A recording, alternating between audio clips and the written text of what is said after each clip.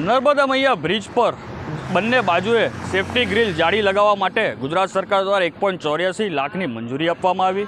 નર્મદા મૈયા bridge સમગ્ર ગુજરાતની અંદર સુસાઇડ પોઈન્ટ તરીકે કુખ્યાત હતો।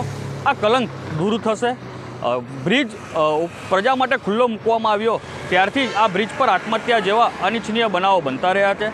40થી વધુ લોકો આત્મહત્યા કરી મૃત્યુ પામ્યા। અનેક બિનવારસી લાશો નદીમાંથી મળીને અનેક લોકોને બચાવી લેવામાં આવ્યા।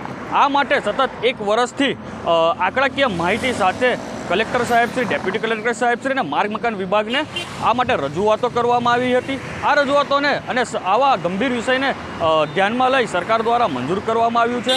આ માટે વહીવટીતંત્ર, પદાધિકારીઓ, કલેક્ટર સાહેબશ્રી, ડેપ્યુટી કલેક્ટર સાહેબશ્રી અને વિશેષ આભાર માર્ગ મકાન વિભાગના કાર્યપાલક ઇજનેરનો અમે કરીએ છીએ। સાથે સાથે મારી સાથે જે રજૂઆતો કરવામાં આવી હતી તેને યોગ્ય દિશાની અંદર વાચા આપવા અને યોગ્ય સ્થાને પહોંચાડવા માટે દરેક પત્રકાર મિત્રોને પણ હું આભારી રહીશ।